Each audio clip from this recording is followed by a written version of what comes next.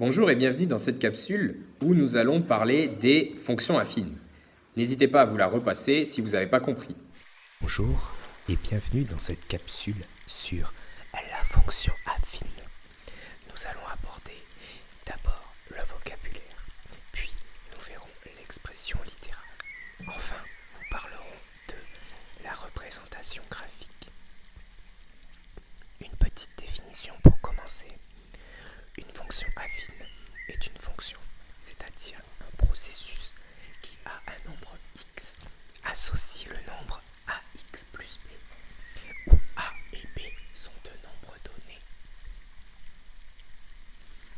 Qu'est-ce que ça donne dans un exemple? Soit f, la fonction définie par f associe 3x plus 7 avec 3 comme coefficient directeur et 7 comme ordonnée à l'origine. Ici, vous avez vraiment l'ensemble du détail du vocabulaire. F de x, vous connaissez toujours, c'est l'image. X, quant à lui, reste l'antécédent. Enfin, A est le coefficient directeur. Alors attention à ne pas confondre avec la fonction linéaire où A est le coefficient de proportionnalité. La petite nouveauté sur la fonction affine, c'est B. B, on le nomme l'ordonnée à l'origine. Alors, la représentation graphique, comme vous pouvez le constater, c'est exactement la même qu'une fonction linéaire. C'est une droite. Par contre, elle ne passe pas par l'origine. Et sa direction est toujours déterminée par le coefficient directeur. Si A est positif, la droite monte.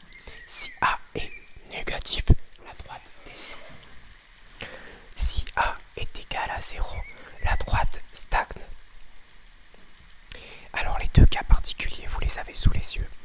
C'est le cas où A, le premier, est égal à 0. Dans ces cas-là, on parle de fonction constante, c'est la droite bleue. Ou peu importe les valeurs de x, on aura toujours y égale 2.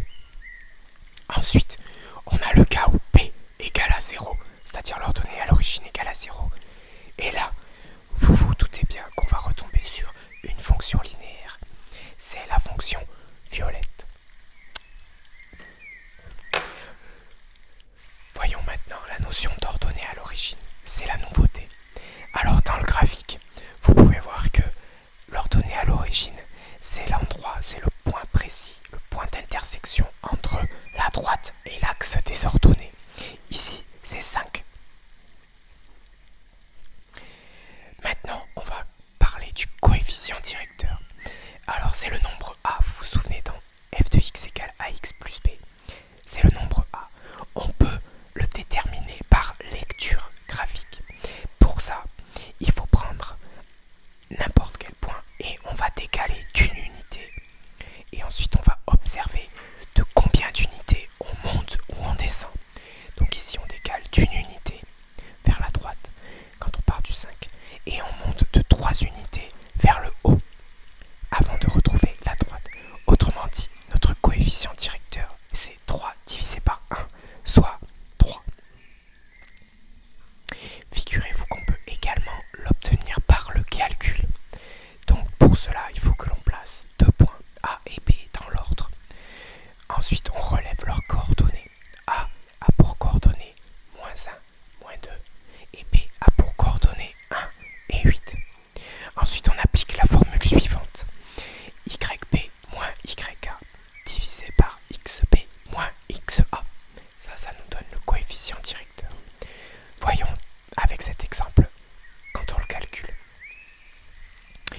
Donc, je remplace dans ma formule du haut